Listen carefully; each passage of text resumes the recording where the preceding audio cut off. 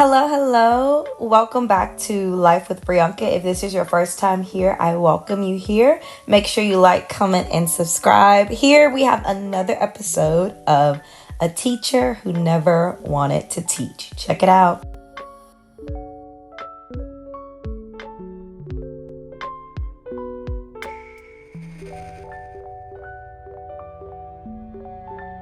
Alrighty, so in this next clip, you're going to see how I incorporate singing, call and response, really, dance into my teaching, helping them to remember when they see words that say A-I, A-Y, A space E, certain words like that they know what to say when they're seeing it and reading it, as well as O-A, O space E, and etc. You'll see it when you see the clip. When I see A-Y, I say A.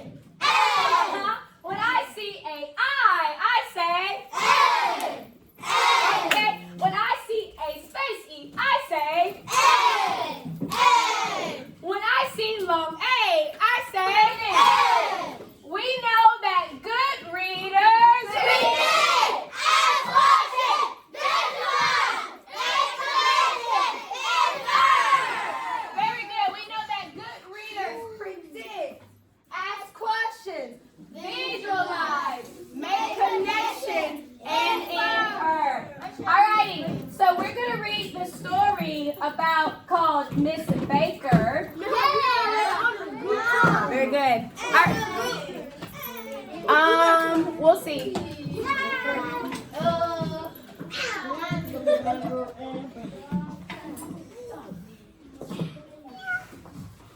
All right, thank you. So, we're reading a story about Miss Baker. Alrighty, so in this next clip, you're going to see me during Centers time. However, in my class, I call it station rotation. So you may hear me call it Centers or Stations. I think the proper name in the teaching world is Centers, but I call it Stations, and I call it station rotation in my class. Anyways, I'm not a huge fan of station rotation.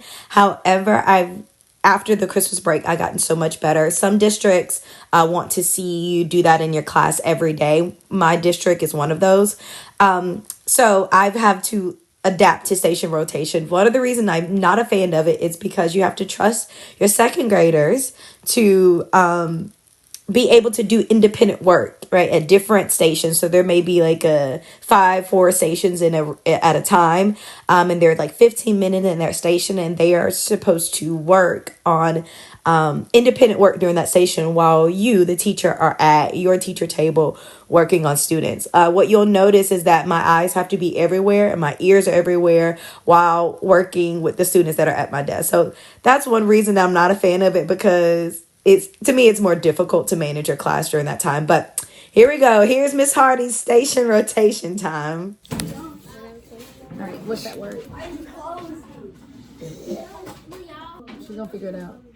Come on. Wasn't that? Yeah. Tell them to come on in. Huh? With. What's that word? What's that word? What's that word? What's that word? Okay, what's this word?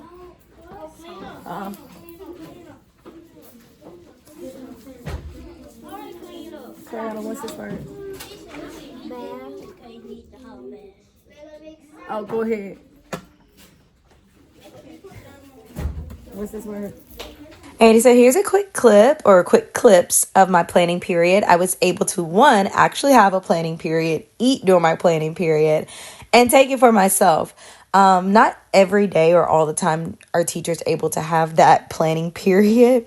Sometimes we are pulled into trainings for our planning period. Sometimes we're pulled into meetings. Sometimes a parent pops up and we gotta, you know what I mean? Like, there's so many things that can go on during that time. However, baby, I need my time. I need that few minutes by myself, as an introvert. And I think it's anyone, like, teaching will overstimulate you. Y'all see how many times them kids call my name, right? And that's a daily basis. So that moment to quote unquote plan, which is so short time, you really don't have time to plan. Most time I'm decompressing during my planning period. But here I am eating, reading, doing my devotional, reading the Bible, and then also reciting a prayer that I wrote down in my journal. So yeah.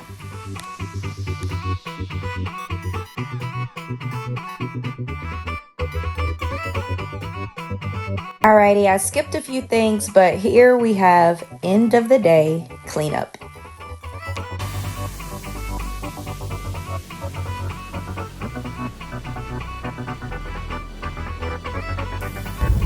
Hi, good morning. Today is Friday, Friday, February the 16th. Yeah, Friday, February 16th. And I just now leaving the house at 6:38, and I'm stopping to get Dunkin' Donuts because I need iced coffee desperately bad. And yeah, I don't care about being late to work this morning because I'm tired. I didn't feel like getting out of bed. And I feel like I have to, like, this is me thinking, sorry. I just kind of jumped, but it's going to make sense. Today I'm on the praise team at my church. And today is my one-on-one with the worship leader. And I think internally, like I think externally I'm good, and internally I'm sort of good, but I just almost feel like I need to like release a little bit more before God. So basically what I'm saying is I need a worship night, and I think the reason that I haven't been like at least yesterday and today haven't been feeling like, oh, like as soon as I get home I'm in the bed, like not watching anything, not watching my shows that I got on Hulu, like none of that, just in the bed. So sort of have learned like certain things that I do that kind of let me know that I'm not all the way good mentally or spiritually. So I feel like I need like a surrender or worship night with God. But yeah, I'm finna order my drink. I'm finna order my drink. So I just recorded a video. Just recorded a video saying how, you know, I need a spiritual, basically a moment of worship and all this different stuff, right? So impromptu, I had a moment where I was like jamming out to like upbeat gospel music, like just getting it, right? And I was like, oh, I'm gonna pray about, you know, things that I need to pray about, like take it to God, because prayer changes things. And sometimes I'd be like, baby, is this prayer doing anything? Like, is this prayer doing anything? So I was like, I'm gonna shake out of that and actually pray. And so I prayed concerning thing A. And then I was like, as I was praying concerning thing A, I got a little frustrated because I'm like, Lord, you granted a lot of favor. And then God like showed me a vision, and it just meant like more time, and that just annoyed the mess out of me. And I was just like, you know what, forget it, let me just I did my good prayer. Now I'm finna go on about my business. So I jammed back out, and then I was like, okay, now the time to pray about thing B.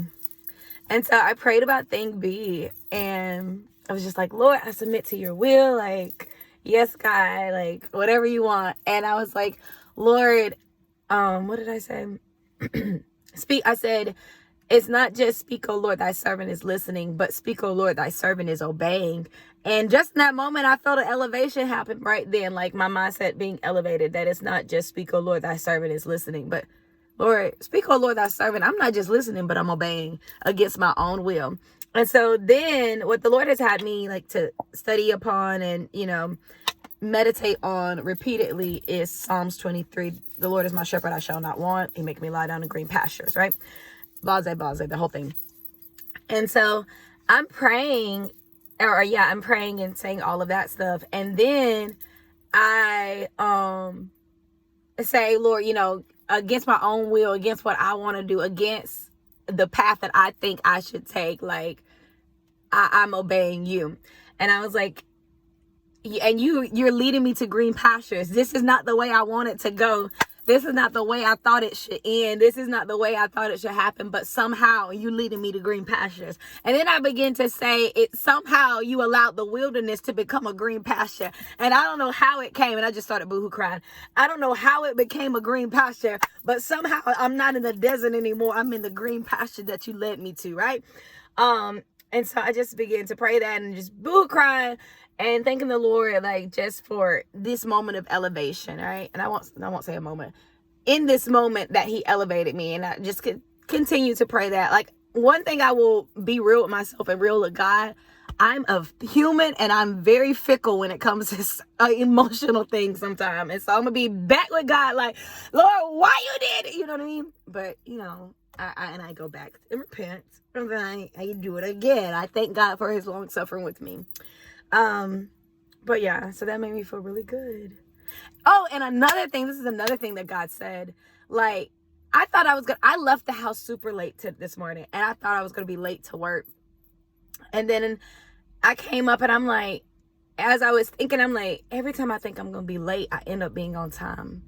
And the Lord was speaking through that, and he's like, just in your personal life, you leave the house late. And he said, every time you think you're gonna be late, but you end up on time, that's literally in your life. You think some things are late. You think some things is taking too long, but it ended up being just on time. Come on, somebody. So I'm full, and glory be unto God, because he gonna get his daughter right every time. Alrighty. Stand up. Who's here, buddy? Remember, we're stay in our spot. All right. Stand up, stand up. All right. Yeah, we're gonna race. We're gonna race. Let me hear you. We're gonna race.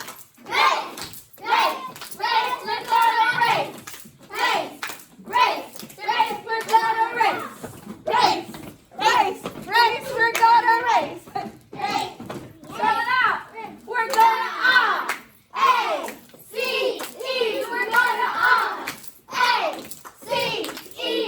When I say R, you say restate. R. Restate. R. Restate. When I say A, you say answer. A. Answer. A. Answer. When I say C, you say side. C. Side. C.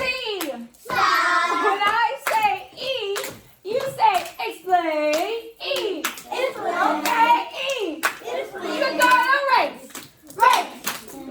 Okay, so anything that I write in red, do not write on your paper. Anything that I write in red, do not write on your paper. What did I just say? Anything you write, do not write on your paper. Very good. Alrighty, so we're going to apply the race strategy. Who can tell me again what's the first step in the race strategy? Alrighty, that's it. That's all that I have. I hope you enjoyed another episode of A Teacher Who Never Wanted to Teach, and I will catch you guys next time.